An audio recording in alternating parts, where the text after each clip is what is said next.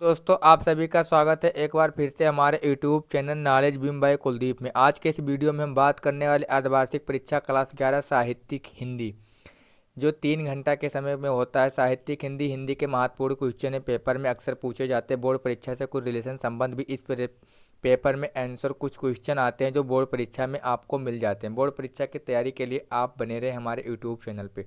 चलो हम देखते हैं हमारा प्रश्न क्या है। सबसे पहले चलो हम देखते हैं इसके बारे में कहते हो क्या है। समय 3 घंटा रहता है। विषय साहित्यिक हिंदी और पूर्णांक 100 नंबर का होता है। नोट सभी प्रश्नों को करना अनिवार्य है। नोट सभी प्रश्न को करना क्या है, अनिवार्य है। नंबर प्रश्न नंबर पहला का है खड़ी बोली हिंदी गद्य की हिंदी गद्य की प्रथम रचना है। खड़ी बोली हिंदी गद्य की प्रथम रचना गोरा बादल है। और दूसरा question number answer question number 1 का है हिंदी का प्रथम उपन्यास। हिंदी का प्रथम उपन्यास गुरु है। और नंबर पहला का तीसरा है गा रानी केतकी कहानी के रचनाकार। रानी केतकी के कहानी के रचनाकार इंशाअल्लाह खां है। और घा है पोर्ट ब्लेयर कॉलेज कहाँ स्थित है। पोर्ट ब्लेयर कॉलेज कलकत्ता में स्थित है। दूसरा अंगा है दूसरा तार सप्ताह का प्रकाशन कब वर्ष है। दूसरा तार सप्ताह शपथ का प्रकाशन वर्ष है 1951। नंबर दूसरा का खा देखते हैं, इसका भी हम आपको आंसर सहित बताएंगे। जो आसान है, एक एक नंबर का क्वेश्चन हम इसको हल कराते हुए चलेंगे। और जो हमारे यूट्यूब चैनल पे नए चैनल को सब्सक्राइब कर लीजिए। बाकी आपको जिस बोर्ड की परीक्षा मतलब देनी हो आपको कमेंट में बताइए। हम आपको हिंदी के आन सब्जेक्ट का पेपर लेकर आएंगे। ऑल सब्जेक्ट का पेपर आपको बताएंगे, अच्छे समझाएंगे। आपको समझ में नहीं आएगा तो कमेंट सेक्शन में ज़रूर से ज़रूर पूछ लेना। चलो हम बात करते हैं प्रश्न नंबर 2 का हिंदी का प्रथम कवि का नाम लिखिए। हिंदी के प्रथम कवि का नाम है सरहपा है। नंबर दूसरा का खा है आदिकाल की भाषा का नाम लिखिए। आदिकाल की भाषा का नाम है डिंगल। दूसरा का गा है प्राकृत का सुकुमार कब किसे कहा जाता है। सुमित्रानंद पंत को कहा जाता है। कामिनी किस युग की रचना है। कामिनी आधुनिक छायावादी युग की रचना है। छायावादी का समय बताया। छायावादी का समय 1938 से 1936। फिर तीसरा क्वेश्चन हमारा है निम्नलिखित में से किसी एक गद्यांश पर आधारित प्रश्न के उत्तर दीजिए। हाय अफसोस तुम ऐसे हो गए कि मैं अपने निजी की काम को वस्तु भी नहीं बना सकते। भाइयों अब तो नींद से चौंको, अपने देश की सबसे प्रकार से उन्नत करो। जिसे हम तुम्हारी भलाई हो वैसी ही तालाब में पढ़ो, किताबों में पढ़ो, वैसे ही खेलो खेलो, वैसे ही बातचीत करो। परदेसी वस्तुओं और परदेसी भाषा का भरोसा मत रखो, अपने देश में अपनी भाषा में उन्नति करो। ये आपको इसमें सारांश लिखना है, गद्यांश का सारांश लिखना है, प्रश्न उत्तर भी लिखना है। पहला नंबर जो रेखांकित अध्याय है उसको व्याख्या भी करना है, जिसमें रेखा खींचाओ। देखिए क्वेश्चन क्या पूछे इस सारांश से। पूछे पाठ का शीर्षक और लेखक का नाम लिखिए। पाठ का शीर्षक और लेखक का नाम, पाठ मतलब पाठ का नाम और लेखक का नाम लिखना है। नंबर दूसरा का खा है रेखांकित अंश की व्याख्या कीजिए। रेखांकित जिस पर लाइन खींची उसको व्याख्या करना है हिंदी में, उसको अपने भाषा में लिखकर बताना है कि इसमें इससे क्या राय। और दूसरा गाय लेखक ने भारतीयों से किस भाषा में विकसित करने का बल दिया था। लेखक ने भारतीयों को किस भाषा में विकसित करने का बल दिया था। इसमें भी आपको एक क्वेश्चन उसी में देखकर हेड जोड़कर लिखना है। वर्तमान दिशा में लेखक किस बात पर अपना खेद व्यक्त कर रहा था। वर्तमान में जो लेखक अपना खेद व्यक्त कर रहा है उसको भी देखकर लिखना, किताब में रहता है, क्वेश्चन को देख लेना। नंबर अंगा है लेखक के अनुसार भाषा और वस्तुओं की दृष्टि से क्या आवश्यक है। इसको भी इसमें इस सारांश में मिल जाए तो और अच्छा है, नहीं मिलता है तो आप उसको देखकर अलग से लिख लेना कि इसमें क्या होता है, क्या रहता है। चलो हमारा अगला क्वेश्चन है, फिर देखते हैं। इसमें फिर एक अथवा लग कर आता है। अथवा लिखा है सूर्य और चंद्रमा ये दोनों ही आकाश के दो ही आँखों के समान है। इनमें से एक सहक्रियात्मक है और एक मूर्तधारी के रूप में उठकर एक अवशेषण लोगों का अंधकार दूर कर दिया है। तब यह खूब ही चमक उठा है। इधर बेचारा चंद्रमा किरण के होने से जाने से बहुत ही धूलमिल हो गया है। इस तरह आकाश का एक आँख तो खूब तेजस और दूसरी तेजहीन हो गई है। तो ऐसा मालूम हुआ कि जैसे आँखों का प्रकाशित और दूसरी अंधी वाला आकाश काना हो गया है। इसमें जो रेखांकन इसकी वो दो में से जो एक समझ में आए जो आप इसमें ले। इसमें क्या क्वेश्चन में पूछा, पाठ का शीर्षक और पाठ का लेखक का नाम वही है, रेखांकन की व्याख्या कीजिए, एक ही है।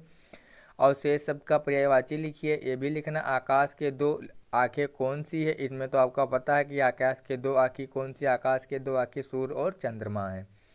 और इसमें क्या देखा, आकाश काना हो गया। आकाश कैसे काना हो गया, आकाश काना कैसे हो गया, ये भी आपको इस सारांश में लिखा हुआ क्वेश्चन भी पढ़ के आप बताया, देख कर लिख लेना। निम्नलिखित में से किसी एक पद्यांश पर आधारित प्रश्नों के उत्तर दीजिए। इनमें से एक पद्यांश का आधारित उत्तर पर प्रश्न देना है। ऊपर देखिए पद्यांश क्या है, पानी हो वह हिम है गया बिलाए, और जो कुछ का सोई है, और कुछ कहा न जाओ, अज कुछ कहा न जादू। इसमें जैसे उपयुक्त दोहे का संदर्भ लिखिए। उपयुक्त जो दोहे उसका संदर्भ लिखना है। रेखांकित अस की व्याख्या करना है। प्रस्तुत सखी और कबीर किस एक में स्वीकार करते हैं। घा है हमारा बर्फ और पानी में संबंध करीब क्यों हो कहता है, इसमें भी आपको ये लिखना है। अंगा है आत्मा किसका अंश है, और वह जीव भी मृत्यु के पश्चात कस में विलीन हो जाता है, ये लिखना। अथवा फिर लिखा है, अथवा लगकर इसमें भी है, कहत कल परदेसी को बात, कहत कल परदेसी को बात, और मंदिर अरध अवध बधि हमसो हर अहर चली जात, शिष्य रूप वर्ध मुसुर रूप जुग कर हर रूप कीन्हो घात। इसमें रेखांकित व्याख्या करना है। मग पंचक होए गावे सवारी, तेते आत अकुलात, और नखत वेद अग्र जोहरी अधिकारी सोई जन अवछात, सूरदास बस भई विरागे, और करही मौज पछतात। कविता का शीर्षक और कवि का नाम लिखना और रेखांकित अस की व्याख्या करना है। घा है श्री कृष्ण गोपियों ने क्या कहकर गए, और आवे उन्हें कितना समय व्यवस्थित हो गए। और अघा है श्री कृष्ण अपने साथ क्या ले गए, और उसको गोपियों को क्या प्रभाव पड़ रहा है।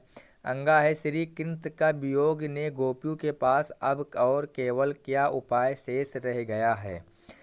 क्वेश्चन नंबर 5 का खा देखते। निम्नलिखित में से किसी एक लेखक का जीवन परिचय तथा उनकी कृतियां का उल्लेख कीजिए। इनमें से एक का जीवन परिचय और उनकी कृतियां का उल्लेख करना है। भारतेंद्र हरीशचंद्र, आचार्य हजारी प्रसाद द्विवेदी और सरदार पूर्ण सिंह, इन लोग का जीवन परिचय आपको लिखना है। आपको जीवन परिचय तो पता होगा, नहीं पता होगा तो कमेंट सेक्शन में बताना, हम आपको बता देंगे जीवन परिचय। निम्नलिखित में से किसी एक कवि का जीवन परिचय तथा साहित्यिक विशेषताओं पर प्रकाशन डालिए। इसमें जीवन परिचय तथा साहित्यिक प्रकाशन पर दोनों लिखना है। इस कबीरदास, सूरदास, तुलसीदास, इन दोनों तीनों में जो का जिसका आपका पता हो वो आप लिख सकते हैं। क्वेश्चन नंबर हमारा 6 है, बलिदान अथवा आकाशदीप कहानी का सारांश अपने भाषा में लिखिए। बलिदान और आकाशदीप का कहानी का सारांश अपने भाषा में लिखना है।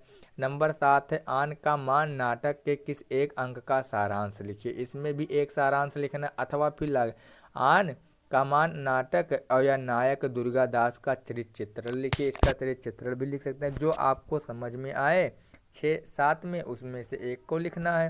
क्वेश्चन नंबर हमारा 8 है। 8 का निम्नलिखित संस्कृत पद्यांशों में से किसी एक का हिंदी में अनुवाद कीजिए।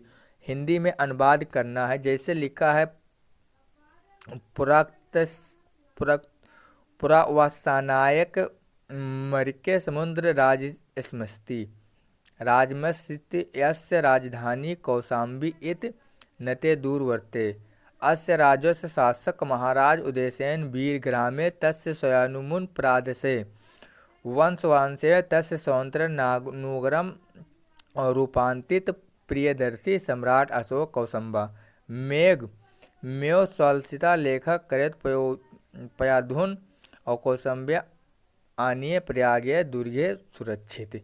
इसमें इसको क्या करना है, हिंदी में अनुवाद करना है।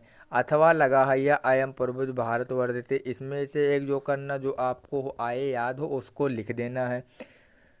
क्वेश्चन नंबर हमारा है 8 का खा, निम्नलिखित संस्कृत पद्यांशों में किसी एक का संदर्भ सहित हिंदी में अनुवाद कीजिए। इसमें जो पद्यांश है वर्ते वासे सरल क्षेत्र, इसमें से आपको हिंदी में संदर्भ और पद्यांश का सारांश दोनों लिखना है।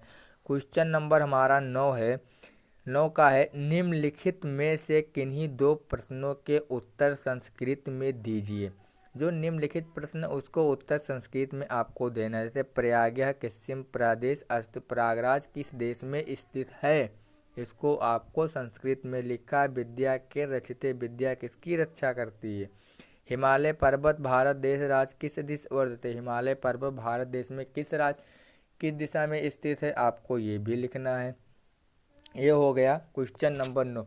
सबसे पहले जो हमारे यूट्यूब चैनल पे नए हैं वो हमारे चैनल को सब्सक्राइब कर लीजिए और बेल आइकन को प्रेस लीजिए। आपको जो समझ में नहीं और कमेंट सेक्शन में ज़रूर से ज़रूर बताना। हम आपको हमेशा हर पल पेपर लेकर आते रहेंगे और आपको वेरी वेरी इंपॉर्टेंट क्वेश्चन का भी क्वेश्चन लेकर आएंगे। हम इस समय कुछ समस्या में थे, इसलिए हम वीडियो लेकर नहीं बना पा रहे थे, लेकिन हम आपको अब इसमें पेपर की ज़रूरत है। बच्चों ने कमेंट कर रहे हैं, हम आपको हमेशा हेल्प और सहायता करेंगे आप लोग की। क्वेश्चन नंबर हमारा 10 का है, हास्य अथवा वीर रस की परिभाषा लिखिए उदाहरण सहित। हास्य अथवा वीर रस का परिभाषा उदाहरण सहित लिखना है। दो में एक लिखना है, चाहे हास्य रस की लिखो या वीर रस की लिखो। 10वां का खा है, यमक अथवा श्लेष अलंकार की परिभाषा उदाहरण सहित, यानी यमक का लिख दो या श्लेष का उदाहरण सहित लिखना है। एक में जो समझ में आए वो लिख देना। चौपाई अथवा सोरठा छंद की परिभाषा उदाहरण सहित। चौपाई अथवा सोरठा जो में आपको हो चौपाई का पता हो चौपाई का और सोरठा का पता हो सोरठा का, छंद की परिभाषा उदाहरण सहित लिखिए। निम्नलिखित में से किसी एक विषय पर निबंध लिखिए। इनमें से किसी एक विषय पर निबंध तो आप लोग को लिखना तो आता ही होगा। हेडिंग 2-3 बना के आप लिखना थोड़ा थोड़ा हेडिंग में। एक हेडिंग लिखो 4-5 लाइन की लिख दो, 6-7 लाइन एक हेडिंग। कम से कम एक निबंध में 6-7 हेडिंग रख लो अच्छे से, आपको कहीं से कहीं नहीं जाएगा। आपको 6 नंबर 5 नंबर का होता है जो मिल जाएगा। देखिए निबंध किस टॉपिक पर लिखना है। पर्यावरण, प्रदूषण, आतंकवाद की समस्या और विज्ञान की चमत्कार, राष्ट्रभाषा की समस्या और हिंदी। क्वेश्चन नंबर हमारा 12 का खा देखते हैं। नंबर 1, सज्जन का संधि विच्छेद क्या होगा। सज्जन का संधि विच्छेद होगा, पहला सही है, ये ता है, यहाँ पे ता नहीं दा रहेगा। सज्जन का संधि विच्छेद ये होगा। अब पावक, पौ प्लस आवक का संधि विच्छेद क्या होगा, दूसरा है। पौ प्लस आवक का छंद विच्छेद क्या होगा, पौ प्लस आवक का छंद विच्छेद हमारा दूसरा होगा, बा वाला। दूसरा टॉपिक सही है। चलो देखते हैं 12 का खा, प्रत्येकम का समास विग्रह करते हुए, प्रत्येकम का समास विग्रह करते हुए समास का नाम लिखिए। इसमें प्रत्येकम का समास विग्रह का समास का नाम है अव्यय भाव समास होता है और प्रत्येकम का होता है एक एक का परित। एक एक का परित इसका विग्रह होगा और समास का नाम है अव्यय भाव समास। इसके बाद में आत्मेन रूप की विभक्त और वचन लिखिए। आत्मेन रूप की विभक्त, आत्मेन रूप का मतलब क्या लिखना, आत्मेन रूप की विभक्त और वचन। आत्मेन रूप का होता है उत्तम पुरुष रूप है क्या, नहीं तष्टिम का। आत्मेन रूप तो क्या नाम है, हाँ आत्मेन रूप चतुर्थ है, चतुर्थी है और एक क्या नाम है एक वचन में। आत्मेन चतुर्थ है और ये एक वचन है, विभक्त चतुर्थ है और वचन एक है। तस्तिम रूप का पुरुष और वचन लिखे। तस्तिम रूप का होता है उत्तम पुरुष और वचन है एक वचन। एक वचन। निम्नलिखित में से किसी एक का रेखांकित अंश शब्दों की विभक्त और कारक लिखिए। सापादेन, सापादेन इसको भी लिखना है, इसका विभक्त करना और ग्राम पृथ्वी वृक्ष शांति, इसको भी आपको व्याख्या करना और लिखना है। छोटा तो होता है, लिख लेना, नहीं समझ में आएगा तो हम आपको बताएंगे। क्वेश्चन नंबर ये 12 नहीं 13 का बता रहे हैं। क्वेश्चन नंबर हमारा 14 देखते हैं क्या है। क्वेश्चन नंबर हमारा 14 है। चलो हम आप बात करें। सबसे पहले आप हमारे यूट्यूब चैनल को वीडियो अच्छा लगे तो वीडियो को लाइक कर देना और कमेंट शेयर जरूर करना और चैनल को सब्सक्राइब कर लेना। जो नए हो ना चैनल को सब्सक्राइब कर लेना और जो आपको समझ में नहीं आया है वो कमेंट सेक्शन में ज़रूर से ज़रूर पूछ लेना और आपको जो टॉपिक नहीं समझ में वो कमेंट सेक्शन में पूछ लेना। जिस चीज़ की आपको पेपर की ज़रूरत होगी वो कमेंट सेक्शन में ज़रूर से ज़रूर बताना। क्वेश्चन नंबर हमारा 14 है, निम्नलिखित में से किन्हीं दो वाक्यों का संस्कृत में अनुवाद दीजिए। निम्नलिखित में से किन्हीं दो वाक्यों का संस्कृत में अनुवाद दीजिए।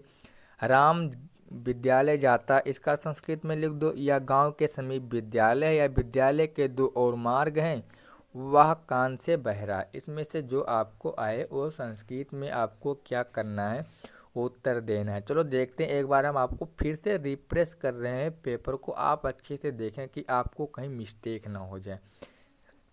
देखता रहना, और जो हमारे चैनल पे नए, हमारे चैनल को सब्सक्राइब कर और प्लीज़ सपोर्ट करिए हमारे चैनल को। आपको जिस टॉपिक की वीडियो की ज़रूरत हो, पढ़ाई या कुछ भी पेपर की ज़रूरत हो, वो आप ज़रूर से ज़रूर बताना, हम आपके साथ हमेशा हर पल रहते हैं। चलो हम मिलते हैं अगले नेक्स्ट वीडियो के लिए, आप तैयार हैं? जब तक के लिए जय हिंद दोस्तों।